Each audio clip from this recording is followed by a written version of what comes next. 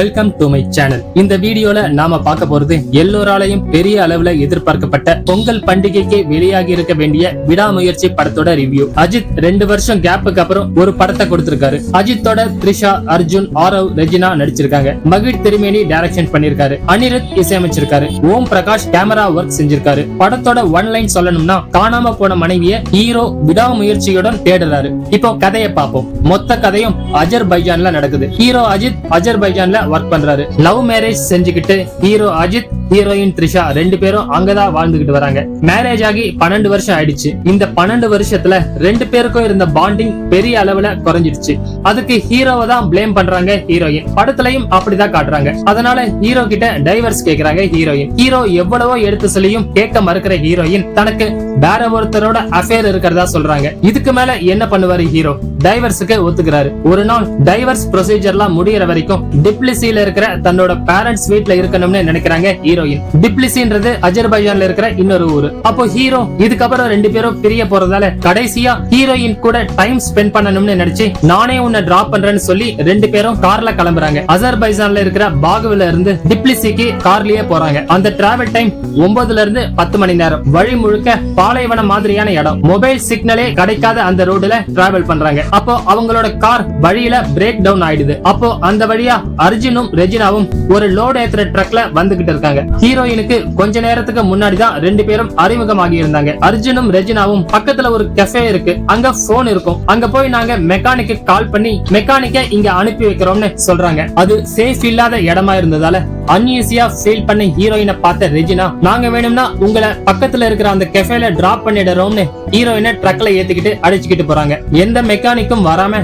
Break down ஆகி இருந்த காருக்கு பக்கத்திலேயே ரொம்ப நேரம் வெயிட் பண்ணி இருந்த ஹீரோ அப்புறம் தான் கவனிக்கிறாரு கார்ல ஏதோ ஒயர் விட்டு போயிருந்ததுன்றத. அதை பிக்ஸ் பண்ண அப்புறம் கார் ஸ்டார்ட் ஆயிடுது. உடனே பக்கத்துல இருக்கிற அந்த கஃபேக்கு போறாரு ஹீரோ. அங்க பார்த்தா ஹீரோயின் இல்ல. கஃபேல விசாரிக்கிறாரு. யாரும் ஹீரோயினை பார்க்கவே இல்ல. தப்பா ஏதோ நடந்திருக்குன்னு அப்பதான் ஹீரோக்கு தெரியுது. இதுக்கப்புறம் ஹீரோயினை தேட ஆரம்பிக்கிறாரு. ஹீரோயின் கிடைச்சாங்களா, அப்புறம் என்ன ஆகுதுன்றதெல்லாம் மீதி கதை. இதுல சில ட்விஸ்டையும் சுவாரஸ்யமா வச்சிருக்காங்க. இது ஒரு ஆக்ஷன் த்ரில்லர் படம். ஆனா ஒரே சீரா போகாம அங்கங்க நின்னுதான் கதை நகருது. ஃபர்ஸ்ட் ஹாஃப் பெட்டரா அமைஞ்ச அளவு செகண்ட் ஹாஃப் அமையல, கொஞ்சம் லேக் ஆகுது. அஜித் என்ற மாஸ் ஹீரோவை வச்சு பெரிய அளவுல மாசே இல்லாத படத்தை கொடுத்திருக்காங்க. ஸ்டோரியில ஒரு காமன் மேனால விடாமுயற்சியோட எந்த அளவு செய்ய முடியுமோ அதை ஹீரோ செஞ்சிருக்காரு. பட் அஜித் ஃபேன்ஸுக்கு கண்டிப்பா ஏமாற்றமா தான் இருக்கும். பொதுவா தமிழ் பிலிம் இண்டஸ்ட்ரியில ஹீரோல உச்சம் தொட்ட ஆக்டர்ஸ் தனக்குன்னு ஒரு மாஸ் இமேஜ் கிரியேட் ஆன அப்புறம் ஒரு நல்ல சப்ஜெக்ட் அமைஞ்சாலும் அந்த மாஸ் இடத்தை விட்டு கீழே இறங்க மாட்டாங்க. ஒண்ணு